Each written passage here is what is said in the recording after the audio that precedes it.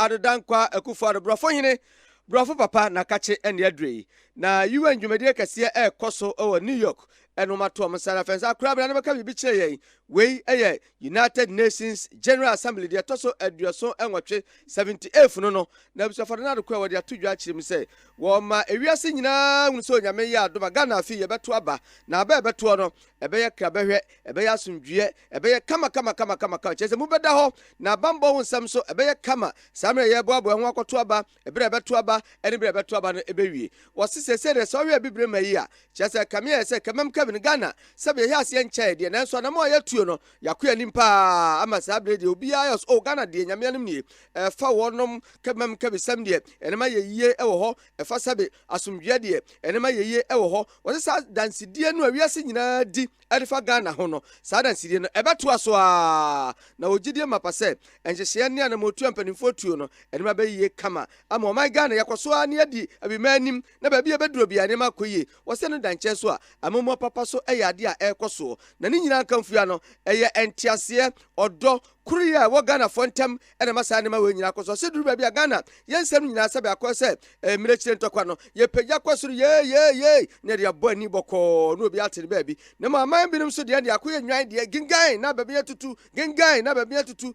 Ghana de entesa na ogidie se saa ne beko na fi amanema ayekana yentie Ghana man His Excellency Nana Adodankwa Akufo Addo. As my presidency draws to a close, I want to assure this assembly that the upcoming 2024 elections in Ghana will be free, fair, and transparent. Ghanaians have demonstrated time and again in the last 3 decades their strong attachment to democracy, which they will not permit to be undermined. The Electoral Commission, supported by Ghana's security services, is well equipped to ensure that the will of the Ghanaian people is respected. Ghana has long been a beacon of democracy in Africa, and we intend to keep it that way. The 2024 elections will be proof of our enduring adherence to the rule of law, transparency, and the principles of democratic accountability that have guided our nation in recent decades. I was for Ghana man His Excellency Nana Adodankwa Akufo Addo attending kan na no dan chan ya wasade atodwa akiri mi se wose nyame anim nie ebibre ma nyame wani abro kra enema bi o se nyame wode ma bia no wode ma yen na suduru ba bia kwasikoko ya betima ba no afa kwa bi so no ba be dada yen na kyese enema no o ma be fa no yo no am de kwa o muntimi mwa yen wosre pa se de adura yi die sebe ya bi ma so betima tumpon ne so nya da bia ne ya wiawia da bia ne la sulala da bia ne sen kwofo so mwa yen da bi o so boa yen ne so etimi gina na so na eye kama na edu ba bia de na anwote kura ne se ya na sebe wo buo pa mapa wo se ko mu buya bifo no ya na wo mu mfasa abu no ema yen wo se sa ne ma wo mu ye ne nyina sebe enyimu enya de eboa ama ne matimi koyie edi so wo mu nyina afiri no wo mu nyina na kabomu ene ye nyina ya kyekire na wiase ya krabehwe ewiase ya kamade a wo mu fa buo ne ne de esemfa ma yen de wo se ye kyefe wo mu no yenya ye no wo mu hia mu nso a yeso ya kyire adwene yeso ya bibiba ye de nsusu ya ba nyame ne ma ode ama yen ye de ba no wo mu so di hu dwuma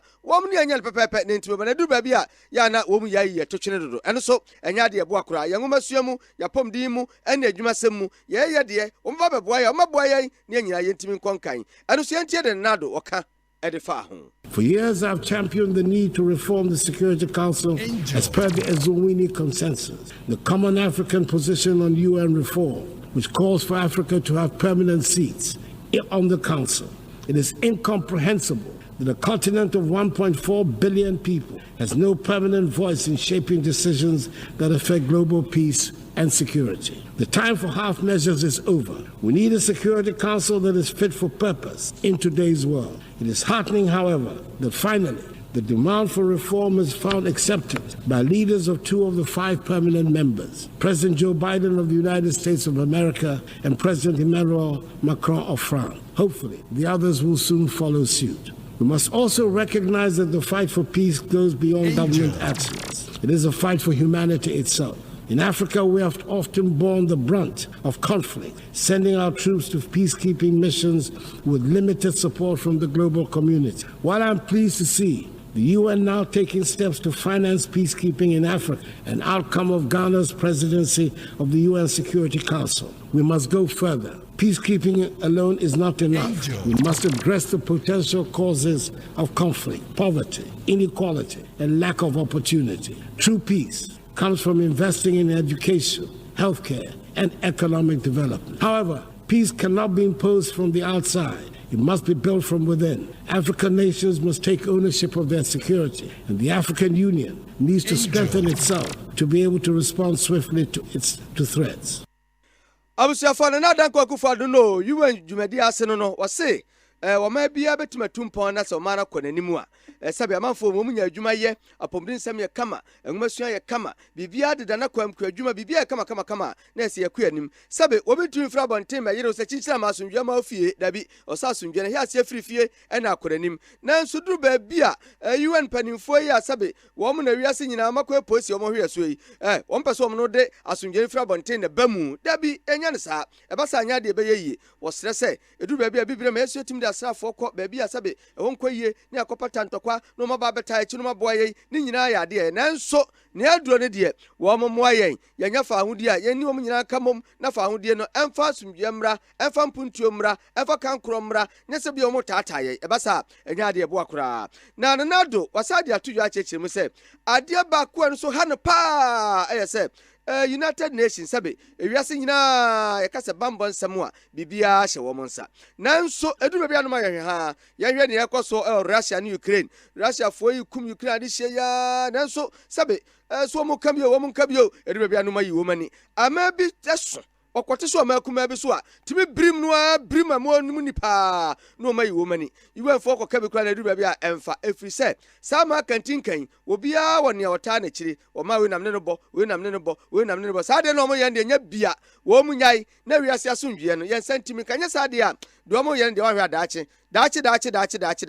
e dia sembeba yen tie na do eno nso de oka e de fa ho. We gather here to discuss peace, but wars continue to ravage nations. We speak of justice, yet justice endures. Take the Russian invasion of Ukraine, for instance. Millions of lives have been uprooted. Thousands have lost their lives. And yet the Security Council has struggled to respond decisively, just as it is struggling to make a decisive intervention in the tragic ongoing war in Gaza and the Lebanon. The structure of the Council reflects a world that no longer exists, and its failure to act in times of crisis raises a difficult question. What is the purpose of the Security Council if it cannot intervene when the world needs it most? Reforming the UN Security Council is a matter of fairness and necessity. The current structure, created in 1945, no longer reflects the realities of today's geopolitical and economic landscape.